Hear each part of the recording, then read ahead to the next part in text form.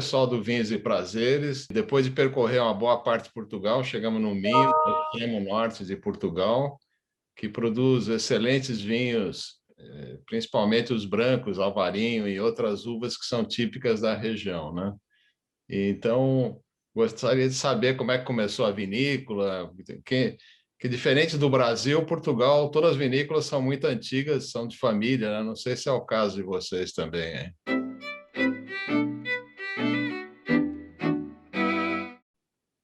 Portanto, exatamente. Olá a todos, bom dia aí no Brasil, aqui em Portugal já é boa tarde.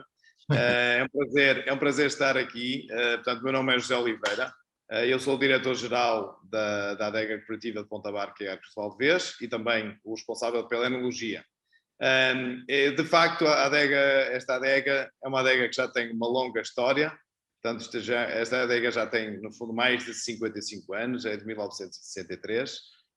E, portanto, é uma adega que, obviamente, quando foi constituída por um pequeno grupo de associados. Hoje em dia já são cerca de 1000, portanto, hoje em dia a realidade é completamente diferente, mas é uma adega que, no fundo, nasceu realmente do interesse de algumas pessoas que tinham, no fundo, a viticultura como realmente o seu meio de sustento, e que quiseram, no fundo, arranjar uma forma de poder escoar as suas massas vínicas, escoar as suas uvas e poder, no fundo, transformar em vinho e, no fundo, rentabilizar aquilo que era a sua produção. Portanto, nasceu já há uns largos anos. Hoje em dia, obviamente, a realidade é completamente diferente e estamos perante uma empresa com uma forte dinâmica. Sem dúvida. Inclusive o vinho verde, né, que antigamente tinha muita gente que ainda achava que o vinho verde era verde, né, por causa do nome.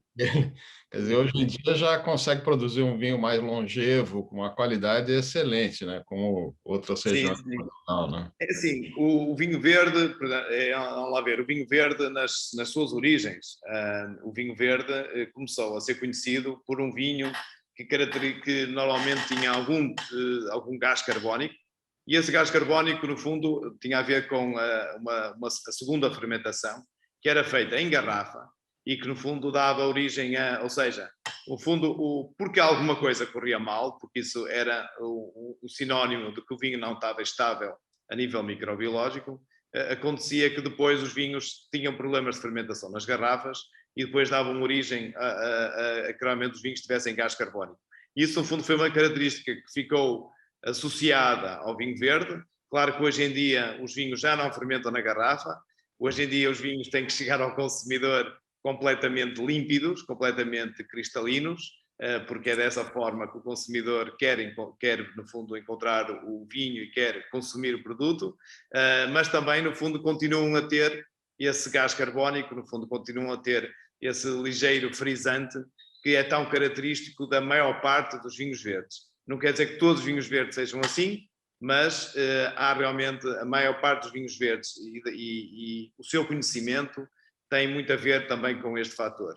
Obviamente que é verdade quando diz que as pessoas tinham a ideia que vinho verde, o vinho era de cor verde. Eu várias vezes das minhas visitas ao Brasil tive a oportunidade de ser confrontado com questões como essa, de que o vinho não era verde, ou há pessoas também que pensavam que vinho verde não era uma região demarcada, mas vinho verde era um tipo de vinho, ou seja, vinho verde era branco e tinha algum gás carbónico e, portanto, não havia outro senão aquele. E ficavam muito admiradas, por exemplo, quando nós apresentávamos vinhos rosados, vinhos tintos, vinhos espumantes, aguardentes, porque tudo isso, ou seja, tudo que uma região demarcada a nível mundial possui em termos de diversidade, nós também possuímos aqui na região dos vinhos verdes. Portanto, vinhos verdes não é um tipo de vinho, não é uma categoria de vinho, mas é uma região demarcada que tem a designação de vinhos verdes. E a parreira tem aquela característica de ser um tipo de trepadeira, né? Então eles não podavam também, ficavam aquelas árvores enormes para colher a uva, usava escada. Certo, certo. E também se usava muito, no fundo, vamos lá ver, nós antigamente o meio principal de cultivo não era a vinha, era o milho, não é? E o feijão, portanto, e era isso que normalmente as pessoas optavam por plantar nas suas propriedades. E depois, o que é que eles faziam? À volta do campo é que eles plantavam realmente as videiras. E realmente as videiras tinham realmente aquele formato vertical porque no fundo era uma questão de aproveitamento de espaço, não do espaço principal do terreno, mas no fundo das bordas, digamos assim, das extremidades do terreno, para no fundo ainda aproveitar mais ainda aquilo que era o terreno que possuíam.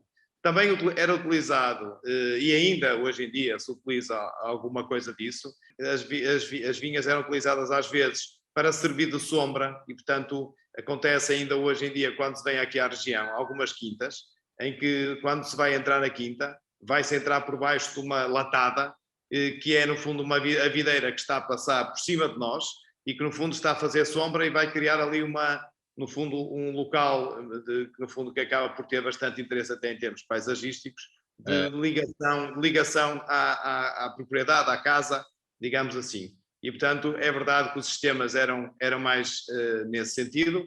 Obviamente que aí tínhamos alguns problemas de maturação e por isso é que também aqui há muitos anos atrás o vinho verde normalmente era associado a um vinho com muita acidez, um vinho que no fundo deixava alguma azia, portanto um vinho que tinha algumas reações que as pessoas, obviamente, depois se queixavam e não estariam tão de acordo com aquilo que eram os perfis de consumo.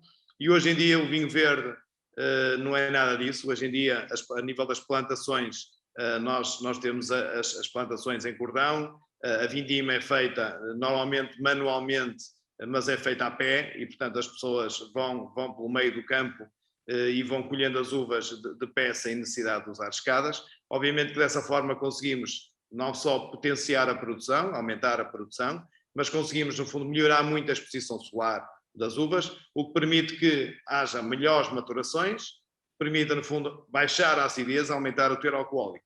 Hoje em dia, os vinhos verdes, se forem comparados com os vinhos verdes há uns anos atrás, nós temos vinhos com muito menos acidez, vinhos com mais teor alcoólico e, portanto, vinhos que acabam por ser, digamos, mais redondos, mais harmoniosos, vinhos que, no fundo, se adequam mais àquilo que é o perfil do consumidor de hoje em dia, que realmente gosta de ter vinhos que lhe deem prazer, e hoje em dia o vinho verde está claramente a esse nível, e são vinhos que, no fundo, nós dizemos muitas vezes, e é verdade, são vinhos únicos, ou seja, a nossa região dos vinhos verdes é uma região que permite criar vinhos que, no fundo, são muito difíceis de imitar em qualquer outro local. Dá-lhes realmente particularidades que têm a ver realmente com essa acidez natural, com a salinidade, porque estamos próximos do Oceano Atlântico, vinhos com um teor alcoólico moderado, e, portanto, essas características, no fundo, permitem criar vinhos diferentes, vinhos distintos, e que depois, claro, podem competir com qualquer branco do mundo, porque nós aqui na região, hoje em dia, também já fazemos vinhos com estágios em barrica, já fazemos tudo isso, e portanto é uma região que tem uma diversidade enorme e um potencial muito grande, a nível não só nacional, como a nível mundial. Também se dividirem em sub-regiões, né, e puseram o tipo de uva naquela sub-região que ele melhor se adapta, né? Exato, nós criamos a região dos vinhos verdes, hoje em dia é constituída por 9 sub-regiões. Nós estamos inseridos aqui em Ponta Barca, estamos inseridos na sub-região Lima. Esta sub-região é o berço da casta Loureiro, ou seja, maioritariamente, no caso dos nossos vinhos, nós temos a presença da casta Loureiro. O Loureiro representa, se calhar, cerca de 90% das uvas brancas que nós recebemos aqui na adega. Ou seja, mesmo quando nós não estamos, no fundo, a consumir um vinho nosso que seja 100% Loureiro, os blends, ou seja, os vinhos que resultam de misturas de castas, têm sempre o Loureiro como casta principal. Portanto, o Loureiro é muito importante para nós aqui nesta sub-região, mas depois temos sub-regiões como, por exemplo, Monção e Melgaço, onde nós temos, no fundo, o Alvarinho, que é a casta rainha, temos sub-regiões mais interiores, onde temos o Avesso, onde temos o Ossal, e, portanto, há realmente uma criação de sub-regiões que permite, como disse muito bem, no fundo, onde temos, no fundo, as características ideais para que realmente nós podemos cultivar determinados tipos de uva dentro dessas sub-regiões. E por isso mesmo a região dos vinhos verdes, sendo uma região demarcada, é uma região que onde nós conseguimos encontrar uma diversidade enorme, porque é uma região que vai do mar ao interior e, portanto, conseguimos ter realmente vinhos muito distintos, muito diferentes, mas todos eles, no fundo, com características a nível de frescura, a nível de salinidade, a nível de vinhos frutados, portanto, vinhos realmente muito interessantes, feitos com uvas diferentes, mas vinhos todos eles com grande potencial. Em termos de tinto, é só a Solzão que vocês trabalham, hein? É assim, não. Nós aqui no tinto, é assim, nós aqui ao Sousão chamamos vinhão, aqui na região dos vinhos verdes. Sousão é o nome que se dá a esta casta no Douro e, por exemplo, na Galiza. Nós aqui designamos por vinhão. Nós temos também outras uvas, como por exemplo o Raçal e Espadeiro. E hoje em dia também já se trabalha com o Touriga Nacional, a nível de produção de rosés. Aqui na região, o Touriga Nacional só está autorizado para produzir rosés. Mas nós aqui, portanto, temos outras castas, é verdade, outras castas tintas, a principal é o vinhão, mas hoje em dia aqui na região dos vinhos verdes cada vez mais se faz-se menos tinto e mais rosé. A uva é a mesma, no fundo que permite a produção de ambos os vinhos, mas o que está a acontecer é que realmente o vinho rosé está a ter uma penetração a nível mundial muito interessante, é um vinho que tem vindo a crescer todos os anos, muito em termos de procura, e, portanto, o que está a acontecer é que realmente as uvas tintas têm vindo a ser canalizadas mais para a produção de rosés do que propriamente para a produção de tintos. Até porque os tintos são muito particulares, os vinhos, o que não invalida que, no nosso caso, nós, resultado de trabalhos de inovação e investigação e desenvolvimento que temos vindo a fazer ao longo de vários anos, nos permita realmente estar neste momento a produzir vinhos verdes tintos com características muito distintas do que daquelas que estão normalmente associadas ao perfil do vinho verde tinto, e vinhos esses que nos permitem, no fundo, dar-lhe um potencial de exportação. O Brasil é um exemplo de um país onde nós já conseguimos entrar também com esse perfil de vinho tinto, e um exemplo é a garrafa que está aí atrás de si, que eu consigo vê-la, que é da Estreia Vinhão Reserva, que é um tipo de vinho que nós temos no nosso portfólio, que foi realmente preparado, foi produzido para realmente ter um perfil mais para mercado externo, um perfil de um vinho mais fácil, um vinho mais redondo, um vinho obviamente também com teor alcoólico moderado, mas um vinho interessante, com frescura e que tem uma polivalência gastronómica muito grande. Eles falam também que aí é a região de vinho verde, porque tem uma chuva bem mais intensa do que aí do lado no Douro, né, nessa região. É verdade, sim, sim. Aqui nesta região nós temos, a nível de pluviosidade, esta região tem um índice de pluviosidade muito grande, mais ainda do que algumas regiões de França, que nós sabemos que realmente se caracterizam também por uma forte pluviosidade. É verdade, e isso também faz com que, no fundo, essa penetração da água nos solos faz com que os solos, que são tipicamente graníticos, no fundo, arrastem minerais desses solos no fundo, para a raiz da videira. Isso, no fundo, é que também depois vai conferir a mineralidade que também é muito característica a encontrarmos nos vinhos da região dos vinhos verdes. E vocês comem aquele bicho esquisito, né, lampreia? Exatamente, também comemos.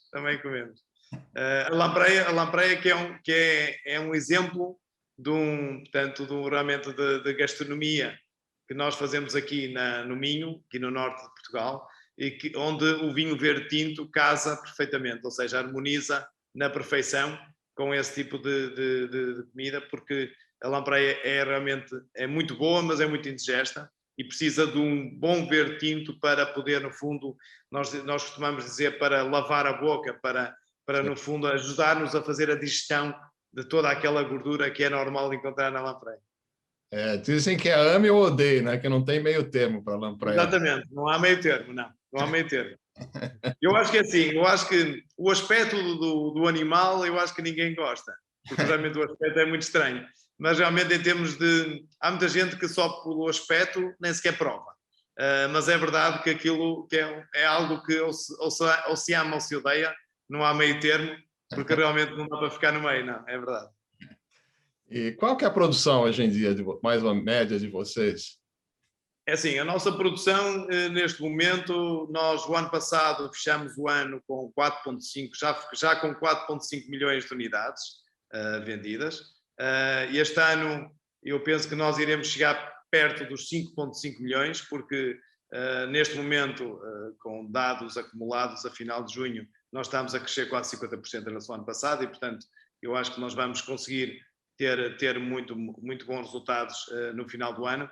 Agora, a nossa empresa hoje em dia é essencialmente uma empresa virada para o mercado externo.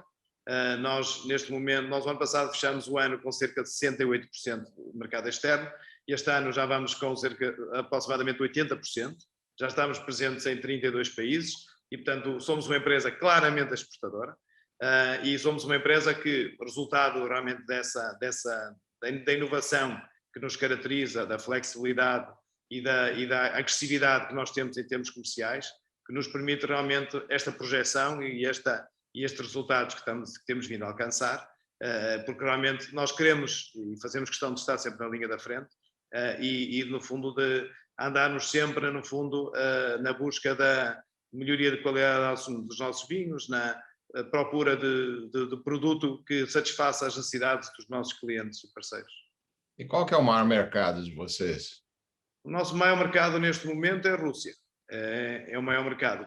Por difícil que pareça, porque é um mercado que todos nós temos a ideia que a Rússia é um país muito frio e que é um país onde se calhar é difícil consumir vinho verde, mas a verdade é que realmente é o nosso mercado número 1. Neste momento já é um mercado que para nós já representa, se calhar, este ano deverá ficar à volta de 1,5 milhões de unidades, só nesse mercado.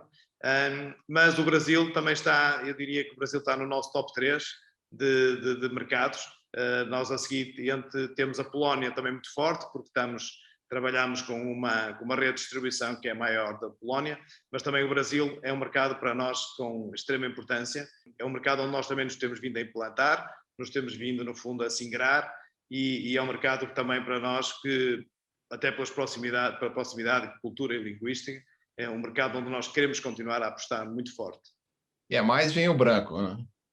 Sim, essencialmente vinho branco, mas é interessante ver que mesmo no Brasil, eu sei que o Brasil passou o processo relativamente aos vinhos rosados, passou por um processo onde o consumo já foi muito grande. Pela informação que eu consegui recolher, houve algumas situações no mercado que levaram a que os vinhos rosados fossem descredibilizados e o consumidor acabou por se afastar desse perfil de vinho. Mas hoje em dia, nos últimos anos, aquilo que nós temos vindo a perceber é que os vinhos rosados têm vindo a crescer muito no Brasil.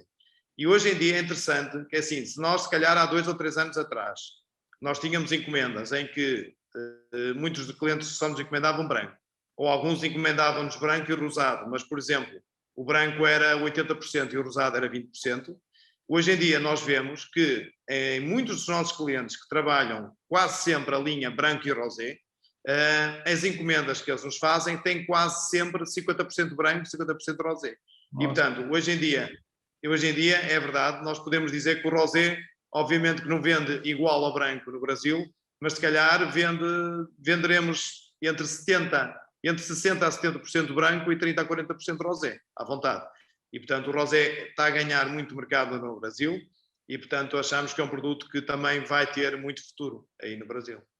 Para o nosso clima, o branco e o rosé são os vinhos ideais, né? Apesar de ter uma certa mania, o povo brasileiro tomar muito vinho tinto, às vezes vinho tinto pesado, em regiões até quentes, mas eu acho que já está mudando essa visão, né, sobre o vinho.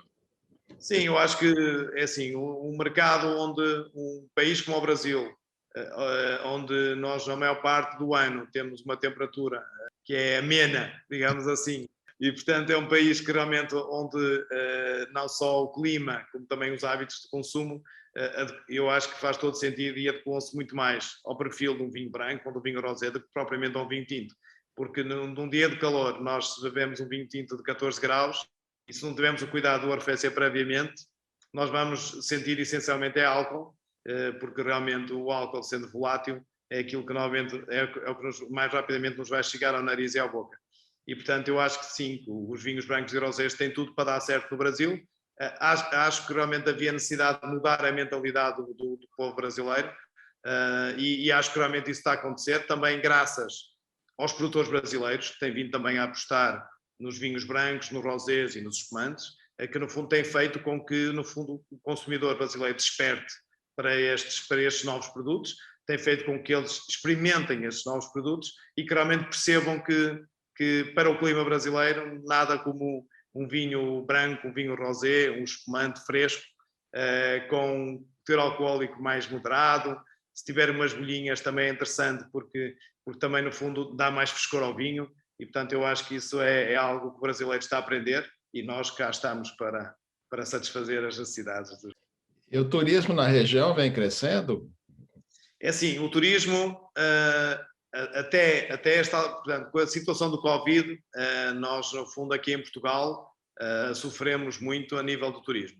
Porque o turismo, certeza que vocês ouviram aí falar, que Portugal estava em grande, Portugal tem vindo a crescer muito em termos de turismo até o ano passado e, portanto, inclusive tem sido referência nas revistas como algumas cidades de Portugal, como as cidades número 1 e, portanto, a visitar a nível mundial.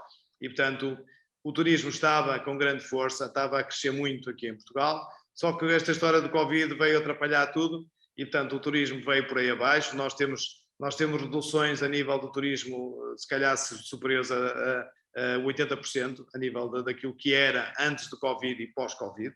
E, portanto, eu acho que nós vamos andar aqui alguns anos para conseguir recuperar os níveis que tínhamos em 2019 e, portanto, vai ser um trabalho difícil, mas pronto, continuamos a ter algum turismo, principalmente neste momento aquilo que nós vemos é mais turismo interno, ou seja, as pessoas, por causa da questão do Covid, viajam menos e acabam por fazer férias cá dentro, mas realmente, pronto, esperamos vir a reconquistar esses turistas internacionais que agora acabaram por nos fugir um bocado por causa de toda esta situação da pandemia. Mas vocês têm cidades bonitas, né? Como Ponte de Lima, que tem aquela ponte romana, né?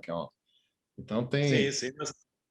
Sim, nós temos assim, nós no fundo aqui a cidade que temos aqui mais próxima é Braga, que é neste momento a terceira cidade já de Portugal, a seguir a Lisboa e Porto.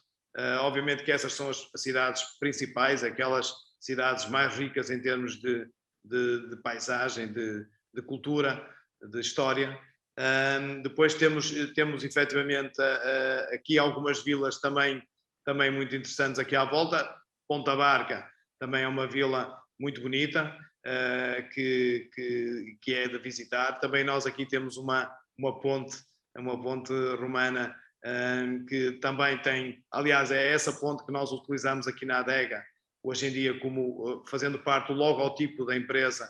É realmente essa ponte que une os concelhos de Ponta Barca e Arcos de Valdevez e, portanto, temos realmente aqui muita história aqui associada aqui às nossas cidades, às nossas vilas, às nossas aldeias, que são muito interessantes de conhecer e, portanto, também fica aqui o convite aos brasileiros para, tendo a oportunidade para vir a Portugal, para vir aqui ao Minho, para vir a Ponta Barca e Arcos de Valdevez, que fica aqui ao lado, para conhecer também aqui as nossas origens. É importadora no Brasil? Qual que vocês trabalham? Nós trabalhamos com a Vai Vinho, não é? A Vai Vinho é um player que nós temos no Brasil muito importante. São, portanto, pessoas que sabem trabalhar a marca, que sabem trabalhar os nossos vinhos. Estamos muito satisfeitos no fundo, com tudo que tem sido a atividade que nós temos vindo a desenvolver com eles. Achamos que temos vindo a notar que há um crescimento a nível do reconhecimento da empresa, da notoriedade da empresa e, portanto, neste momento, por aquilo que sabemos, uma empresa que tem bons produtos a bons preços e, portanto, no fundo, aquilo que o brasileiro costuma designar do custo-benefício, não é? Tenho o produto, no fundo, um bom produto a um bom preço. É muito forte em vinhos portugueses e nós sabemos que os vinhos portugueses têm tido um crescimento muito grande no Brasil e, portanto, eu acho que nós estamos, no fundo, muito bem com eles e queremos continuar com eles e queremos fortalecer a relação com eles e, portanto, esse é o nosso objetivo, é continuarmos a trabalhar em conjunto para, no fundo, sermos capazes de apresentar as melhores soluções ao melhor preço ao público brasileiro. Agora, é interessante que vocês tenham uns pratos com nome estranho, né? Rojões e outras coisas assim, né? Sim, nós temos aí alguns pratos que são os pratos típicos aqui da região, não é? Daqui, digamos, mais do Minho. Nós aqui temos muitos pratos que são cozinhados com o sangue dos animais, não é? Como o arroz de cabidela, como a lampreia, e, portanto, pratos realmente que são muito típicos nossos e que são no fundo, pratos que estão, no fundo, muito apropriados para harmonizar depois com os vinhos que nós produzimos aqui na região. A maior parte desses pratos harmonizam na perfeição com o vinho verde tinto e por isso é que o vinho verde tinto também ganhou muita importância aqui há uns anos atrás. Obviamente que hoje em dia as empresas como nós, que se viram mais para o mercado externo, têm outras prioridades, e por isso é que hoje em dia os vinhos brancos aqui na empresa representam se calhar 80%, e se calhar temos depois 15% rosado e depois 5% tinto. E portanto o tinto obviamente tem vindo a perder importância, mas no fundo isso tem a ver com a questão de, não tanto com nós estarmos a perder vendas a nível de vinho verde tinto, mas com no fundo a performance que nós estamos a ter a nível dos mercados externos. Espumantes vocês não trabalham, né? Também trabalhamos, também fazemos espumantes. Aliás, eu até tenho aqui comigo, esta é uma garrafa portanto isto é da marca Estreia, é uma marca que tem vindo a ser trabalhada e bem pela Vai Vinho. Este é um espumante, portanto nós agora recentemente estamos a mudar a imagem desta marca. Esta marca é uma marca que, no fundo, digamos, é uma das marcas principais da empresa, uma daquelas marcas onde nós temos, no fundo, o principal foco. E aqui temos um exemplo de um espumante que é 100% loureiro. Aqui, neste caso, este espumante é meio seco. Temos também este mesmo espumante na versão bruto e temos também tinto e, portanto, temos aqui, em termos de espumante, digamos, temos 3 a 4 espumantes diferentes, com características ligeiramente diferentes, todos eles de 100% feitos de uma casta, no caso dos tintos de vinhão, no caso dos brancos de loureiro, mas também, no fundo, muito interessantes, espumantes, no fundo, bastante aromáticos, com bastante frescura, e espumantes que não só para festejar, mas também para harmonizar com a alimentação. É muito bom, tá ótimo para o pessoal conhecer um pouco melhor outras partes de Portugal, né? Que às vezes o pessoal fica fixo numa área, em áreas que são mais tradicionais, né? E deixam de conhecer vinhos excelentes de outras regiões, como o Minho, que eu já tive por aí, já provei vinhos maravilhosos e é muito bom que a gente converse com vocês contem ao vivo para o pessoal o que é o vinho do Minho, né? Que não é aquilo que... Não tem nada a ver com aquilo que era, não. Hoje em dia, realmente, os vinhos são vinhos de excelente qualidade e, como eu lhe disse há bocado, nós, inclusive, aqui na adega Ponta Barca Arcos de Valdevez, temos vindo a desenvolver vinhos com envelhecimento, com estágio em barrica e, portanto, o que demonstra que estes vinhos que normalmente nós associamos a um consumo mais rápido, ou seja, são vinhos mais do ano, digamos assim, ou vinho para 2 anos, nós estamos, no fundo, temos vindo a demonstrar que através de estágios em barrica nós conseguimos prolongar e muito a vida dos vinhos e, portanto, conseguimos ter vinhos de guarda, conseguimos ter vinhos com grande potencial, com vinhos com muito boa estrutura e que realmente dão, no fundo, uma imagem clara do potencial enorme que esta região tem. O Alvarinho, aliás, eu estou a ver também aí atrás de si, também tem uma garrafa de Alvarinho, também é produzida por nós, que é o Morgadinho de Andorinho Alvarinho. É um vinho que é 100% de Alvarinho, também, no fundo, também tem potencial de guarda.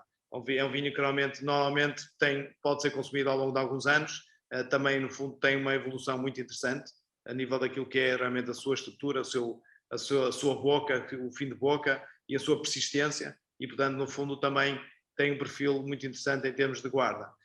Mas, no fundo, há hoje em dia aqui na região e a nossa aposta é nesse sentido, é diversidade, é inovação e é mostrar, no fundo, ao mercado que nós somos uma empresa que somos capazes de produzir do melhor que a região pode oferecer, não só a nível dos vinhos que toda a gente já conhece, dos perfis que toda a gente já conhece, mas também a nível de vinhos já com vinhos no setor mais premium, vinhos no setor de realmente maior valor acrescentado, onde também nós, no fundo, temos vindo a dar cartas. Eu aproveito também para mostrar a nova imagem do Estreia, que é, portanto, o Estreia, este é o Estreia Vinho Verde Branco, que é aquele, no fundo, que é o vinho que nós mais vendemos no Brasil, é esta referência. No fundo, é aquele perfil que as pessoas estão mais habituadas a reconhecer no vinho verde, um blend com algum açúcar residual e algum teor de gás carbónico, que realmente lhe dá frescura, lhe dá um caráter frutado e floral, e que realmente torna o vinho um vinho que pode ser, inclusive, consumido sem alimentação. Esta é a nova imagem, no fundo, nós aqui quisemos, no fundo, puxar um bocado pelo valor do produto, ou seja, a ideia foi, apesar de nós não termos aumentado o preço, nós quisemos realmente que o produto transmitisse mais valor ao consumidor. E, portanto, estamos aqui perante, no fundo, um primeiro exemplar daquilo que é a nova imagem desta nossa marca estreia e que muito em breve também irá chegar aí ao Brasil. Tem que agradecer você por dar essa explicação e contar para todo mundo o que vocês estão produzindo, né? E abrir a cabeça do pessoal para saber o que existe de bom. Muito obrigado pela tua explicação. Obrigado, eu. Tá, obrigado. E qualquer hora, o perigo é convidar, porque a gente acaba indo, né? Mas olha, nós estamos cá de braços abertos, e eu também costumo dizer braços abertos e garrafas abertas, prontos para vos receber quando quiser. Será um prazer. Muito obrigado a você. Bem, agradeço, Beto, o seu interesse. José, muito obrigada pela disposição também. Estamos aí, se vocês precisarem. Vamos lá, vamos voltar para Portugal, que a gente é sempre bem recebido lá. Né? Vamos. Tá ótimo, então. Muito obrigado. Obrigada, tchau, tchau. Até mais. Obrigado, até mais. Até a próxima, então. Um abraço.